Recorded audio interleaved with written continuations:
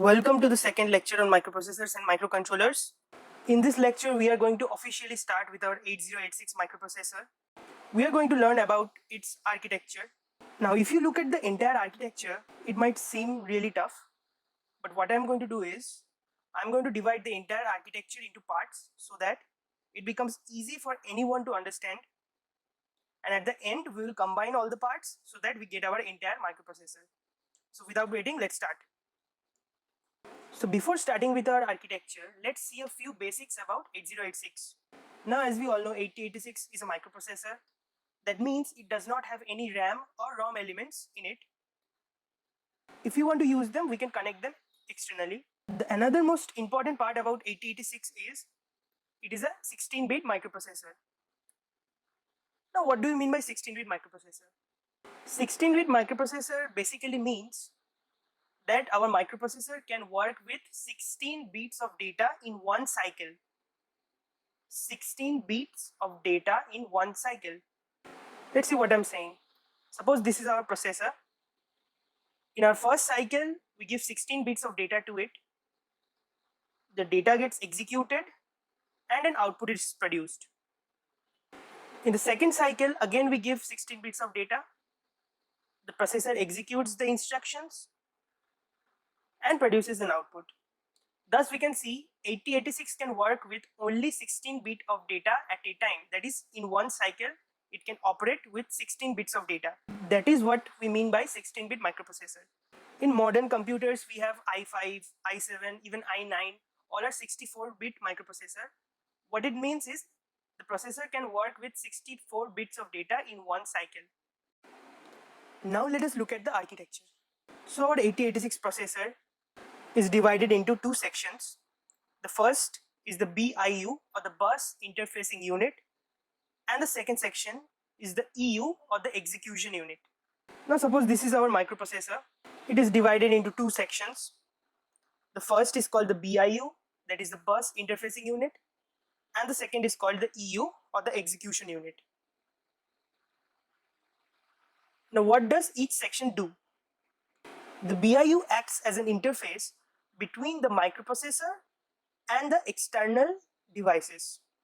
As we all know, our microprocessor does not have any RAM or ROM inside it, so we have to connect them externally. That is what the BIU does. The BIU connects the input-output devices or the external memory to our microprocessor using the system bus. Now, after the instructions are fetched by our BIU, it then transfers them to the EU, where the execution of those instructions takes place. Execution as in arithmetic and logical operations. Arithmetic means, let's say, addition, subtraction, division, multiplication, and logical we all know, like and, or, nor, etc. Now, after seeing the architecture, the question that comes is, why is the architecture divided into two sections? For this, we have to know a concept called pipelining. Pipelining is one of the most important topic that we should know before learning our architecture. Now, what is pipelining?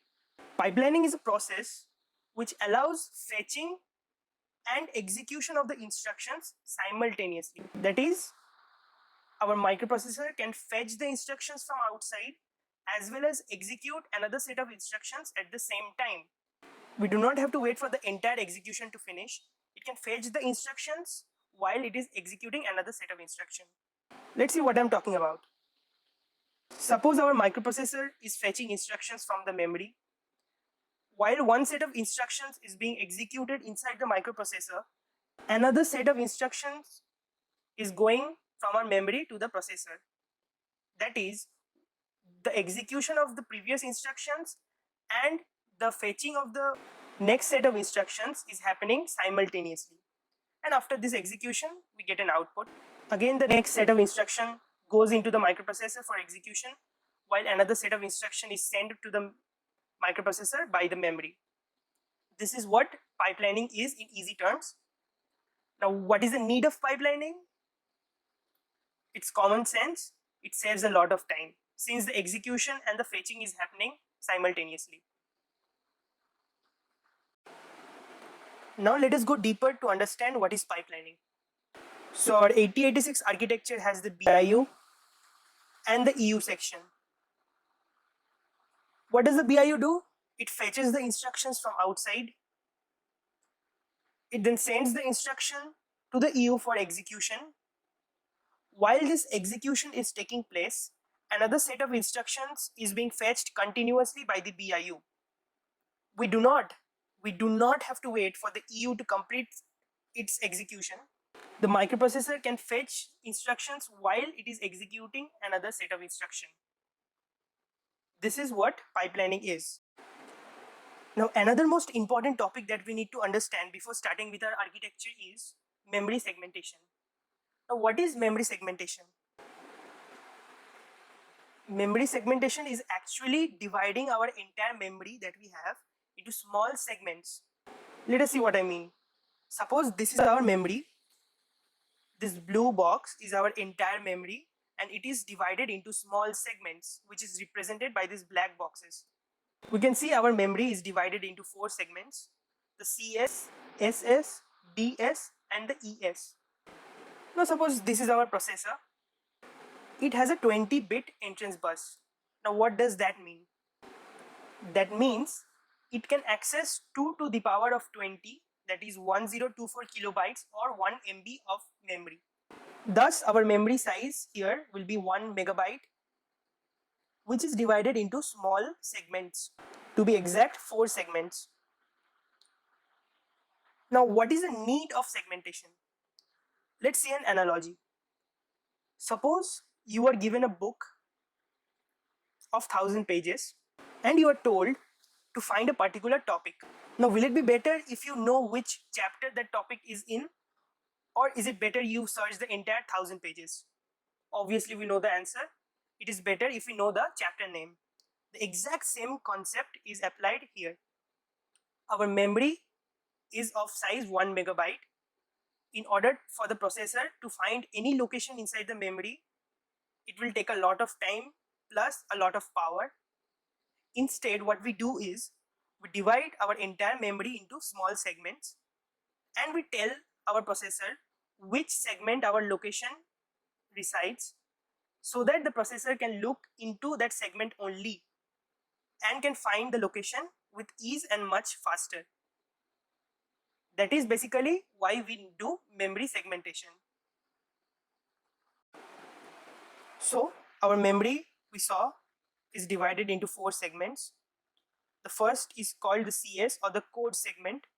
The second is known as the stack segment. The third is called the data segment, and the fourth is called the extra segment. The code segment contains all the program. The stack segment contains the entire stack, and the data and extra segment contains random data, which is stored in random fashion. Now every location inside the memory has its own physical address. Suppose we want to access this location, it will have its own physical address. And our physical address is divided into 2 parts. One is the segment address and the other is the offset address. So basically, to calculate our physical address, we need to know the segment address and the offset address of the location that the microprocessor wants to access in the memory. Now suppose this is our memory. It has 4 segments, as we saw before. Each segment has its own segment address. Suppose we want to access a location inside this segment. So what the microprocessor will know is in which segment this location is. Suppose we want to access this location in our memory. How can we access that? By the use of segment address. First, the segment address will tell the microprocessor in which segment in the memory the location that we want to access resides. Then comes the offset address. Now, as we know the segment address of a location, the next job is to find where exactly in our entire segment the location is. That is the job of our offset address. The offset address gives the address within each segment. That means where inside our segment the location that we want to access resides. So now we know what is the segment address and what is the offset address, and now we can find the physical address that is the actual address of this location inside the memory. So now this is our memory and it is divided into 4 segments. The segment address of the first segment is known as the CS. I repeat, the segment address of the first segment is called the CS. Similarly, the segment address of the second segment is called the SS. Third is DS, and the segment address for the fourth segment is ES. And the offset address of the first segment is known as IP. Offset address of second segment is known as SP. Offset address of third, that is data segment, is known as SI. And the offset address of the fourth segment is known as DI. Then how we calculate the physical address? It is nothing, we use just a very simple formula. Physical address equals to segment address into 10 plus offset address. This simple formula will tell us the physical address of the location that the microprocessor wants to access in the memory. And another point to know is this physical address that we want to access is always of the size of 20 bits. Now let's see an example. Suppose this is our memory. We want to access a location which is in the first segment of our memory. The question is given as calculate the physical address of a location whose CS is 1000H and IP is 3008H. So previously we saw the formula physical address equals to segment address into 10 plus the offset address. So just putting the values, we get physical address equals to 1000 into 10 plus 3008, which gives 13008. Therefore, the physical address of this location inside the entire memory is 13008H. We can see this is a really easy approach for the microprocessor to know a particular location inside the entire memory, and thus it is fast as well. So we have come to the end of the first part of our architecture. Before ending this video, I want to just have a brief summary of what we discussed in this video. First, we saw the basic outline of 8086, that is, it has 2 sections. One is the BIU and the other is the EU. We saw what is pipelining and why we do pipelining, or what is the advantage of doing pipelining in 8086. We saw what is memory segmentation and why we do memory segmentation. And we saw how the microprocessor calculates the physical address of a location inside the memory. With this, I hope the foundation for learning the architecture in detail is built. Hope you like the video. In the next part, I will be going deeper into the architecture. If you like the video, please like, share and subscribe to my channel. And if you have any suggestion for me, please drop it down in the comment box so that I can try my best to improve. Thank you and have a nice day.